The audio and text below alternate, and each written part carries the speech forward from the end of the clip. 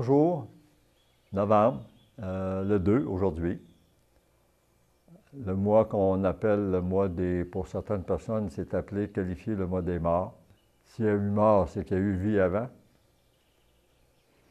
Et dans la vie que vous vivez, que je vis, il arrive souvent, peut-être pas non plus, que nous soyons invités à un rendez-vous qui, pour certaines gens, peut être très difficile. Je veux encore vous rassurer, Réflexion sur la vie n'est pas une émission religieuse, n'est pas une émission à caractère religieux. Si moi, en tant qu'animateur, avec les membres de l'équipe, nous pouvions la qualifier, on pourrait peut-être dire que c'est une émission à caractère de morale ou de moralité, à partir de réflexion, parce que le mot réflexion sur la vie, la morale fait partie de ça. Je vous parle de morale et il me vient l'idée de vous faire part que lors de la tenue d'un salon du livre à Rimouski, auquel salon j'ai eu le privilège d'assister en tant qu'auteur, j'ai fait plusieurs salons du livre, dont celui de Rimouski. Et j'avais assisté à une conférence Alain Deneau, un philosophe, professeur, je pense. En tout cas, il a enseigné, c'était un écrivain, conférencier. Et M. Deneau a beaucoup écrit sur les côtés sombres de l'être humain, dont une recherche qu'il avait faite, lui, sur l'industrie du pétrole, entre autres, et la compagnie de mémoire, je vous dis ça de toute mémoire, la compagnie Total. Disons que la description que M. Deneau faisait de l'industrie pétrolière, c'était loin d'être éclairé, donc vous comprenez que sa vision était extrêmement sombre. Et après la réunion, eu égard aux propos que M. Deneau nous a tenus lors de sa conférence, à la fin, il y avait une période de questions, je me suis levé et j'ai demandé à M. Deneau s'il lui était possible de faire le bilan de la santé morale ou la santé de la morale sur la planète en ce moment. Je vous parle de ça il y a une question que je lui ai posée il y a peut-être 3-4 ans.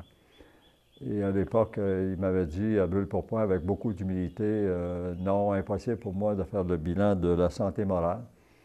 Donc, l'émission Réflexion sur la vie, bien humblement, je pense qu'on peut lui affubler un caractère d'émission qu'il développe sur la moralité. Qui dit pour moi moralité, et automatiquement c'est rattaché à spiritualité parce que ça vient chercher, la moralité, ça vient chercher des valeurs et pour moi le berceau des valeurs, c'est l'âme. Puis encore là, il m'est impossible de prouver scientifiquement, parce que je suis loin d'avoir des compétences, que l'âme existe, tout comme je suis incapable de vous prouver que l'amour existe. Je peux en parler, mais de là à mettre le doigt dessus, m'en dans mon corps, où est l'amour, dans mon corps, où est l'âme, dans mon corps, où est même l'esprit, je ne suis pas capable de répondre à une question comme celle-là. Tout ça pour vous dire qu'aujourd'hui, dans le cadre de l'émission, je fais un retour en arrière sur la dernière émission où on a parlé d'amour et lorsque les deux gars de l'équipe de réalisation à la télévision communautaire des Basques m'ont donné leur vision ou description ou définition du mot amour. Ils m'en avaient donné 7 et il y a un des 7 que j'ai retenu pour l'émission d'aujourd'hui, c'est le mot pardon. Le pardon. C'est quoi le pardon? Ça vient d'où le pardon? Ça existe-tu? C'est-tu possible? C'est-tu disponible? Quelle autre question qu'on peut poser face au pardon? C'est quoi? Et encore là, cette fois-ci, j'ai une autre fois, je dis cette fois-ci, une autre fois, j'ai consulté mon ami Aristide. Et Aristide, dans son dictionnaire encyclopédique, dit du mot pardon, rémission d'une faute, virgule, d'une offense, puis du mot pardonner. J'ai personnellement plus, excusez l'expression, cliqué là-dessus, ne garder aucun ressentiment d'une injure reçue. disons que je suis porté à aller un petit peu plus loin que lui, ne garder aucun ressentiment de toute action toute action ou tout geste qui m'a été posé, un geste de blessure, là. Pour moi, le pardon, c'est inhumain, tiens, en partant. Donc, si c'est inhumain, c'est quoi? Je serais porté à dire, bien, c'est divin, puis là, on embarque dans quelque chose de spécial, pas mal. C'est même délicat, toucher à la divinité d'une démarche humaine. Il y a peut-être, je pense de plus en plus que oui, il y a des pardons qui sont à caractère divin. J'écrivais dernièrement parce qu'on parlait d'excuses dans un article que j'avais lu et j'avais commenté, je pense que c'est dans Le Devoir, et je disais, pour moi, le mot excuse ou la démarche d'excuse, le mot excuse, c'est l'antichambre ou le vestibule du pardon. Excuser peut conduire au pardon, mais il y a des gestes dans la vie qui sont posés pour lesquels, je dirais, s'excuser peut être même une injure. On ne s'excuse pas, exemple, de la mort de quelqu'un. On peut demander pardon pour la mort de quelqu'un.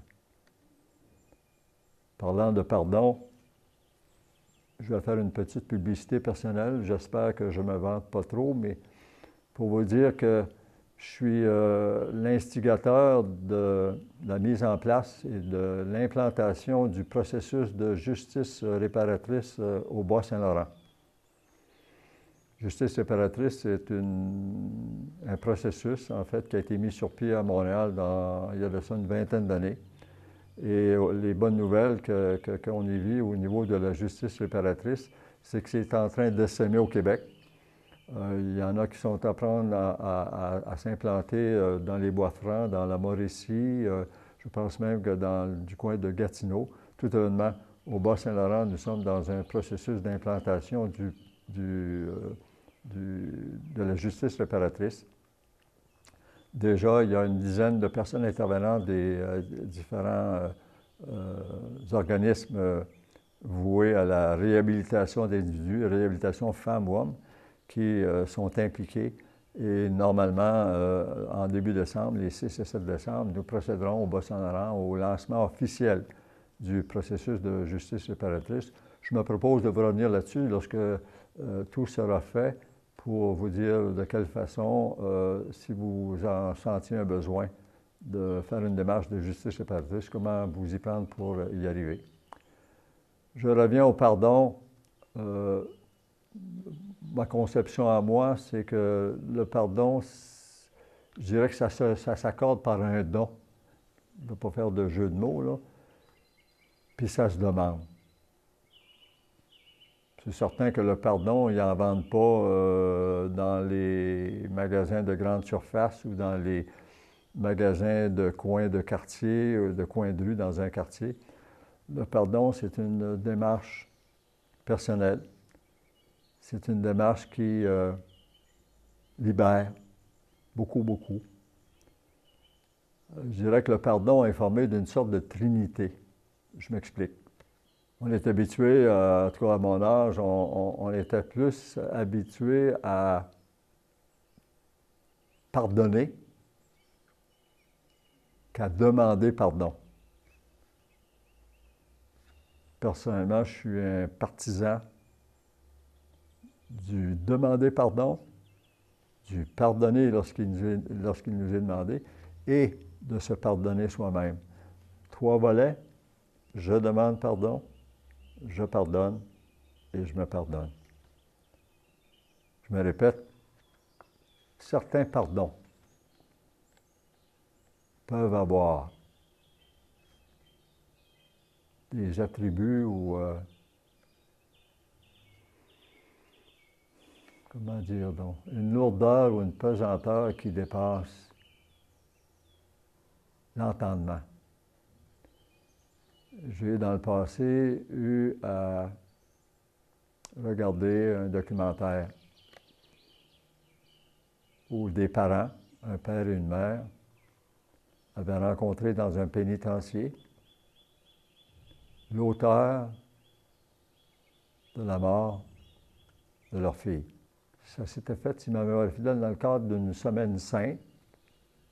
On parle de religion, Église catholique, là.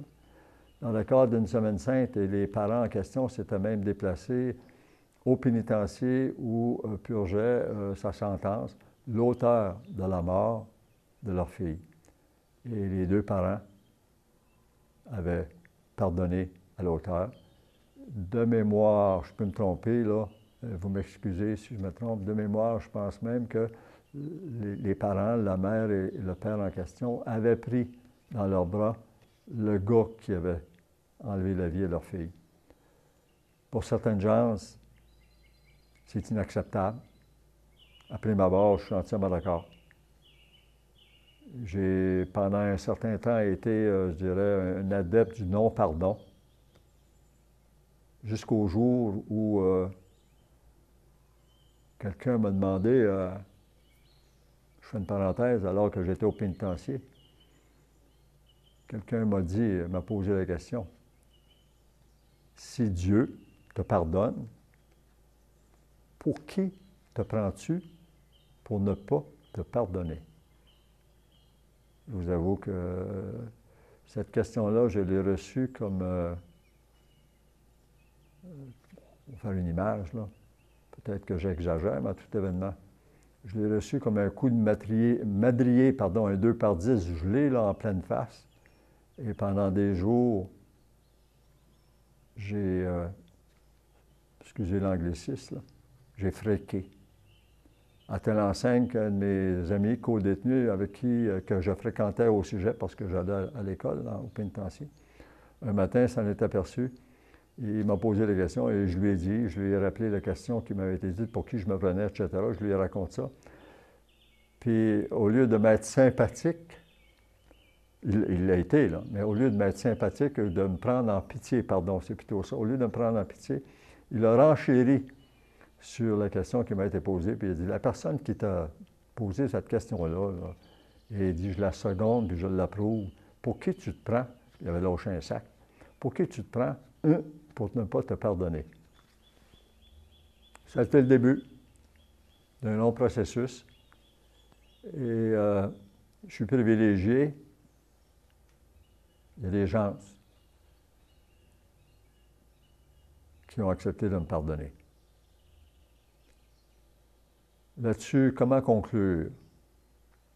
Comment conclure? Nous vivons dans un monde, l'émission de la semaine dernière ou la dernière émission, là, on parlait de haine. Nous vivons dans un monde où la haine semble prendre de plus en plus de place. Je vais corriger. Nous vivons dans un monde où des êtres humains, comme vous, comme moi, comme les autres, font le choix de la haine pour faire avancer leurs idées. Je trouve ça ordinaire. La haine ne construit rien, ne bâtit rien. La haine est stérile. Je vais temporiser un peu mon propos. Je ne connais pas de gens haineux. Je connais des gens qui sont capables de comportements haineux. Je poursuis dans ma parenthèse. Je ne connais pas de maris jaloux. Je connais des maris qui ont des comportements jaloux. Je ne connais pas de femmes menteuses. Je connais des femmes qui ont des comportements menteuses. J'aime pas qualifier les individus. Il m'apparaît tout à fait naturel, ou plutôt logique, de qualifier des comportements d'individus.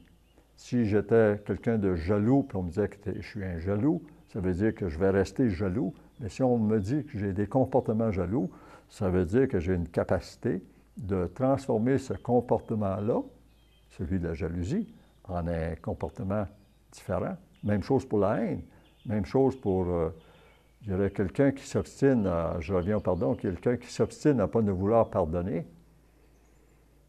je pense que cette personne-là se fait mal.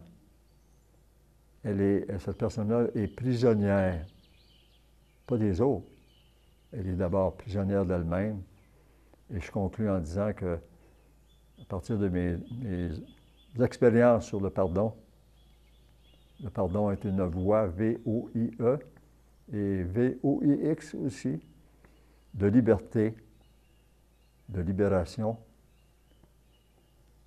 et de sérénité. Bon, excusez ma morale pour aujourd'hui, mais je pense que dans le contexte actuel de ce qui se passe dans le monde, le pardon est certainement une personne à inviter dans le cadre de nos vies quotidiennes.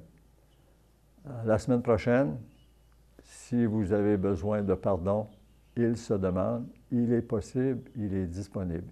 Il s'agit juste de le demander. Et sans prétention, je vous salue. À la prochaine. Bye bye.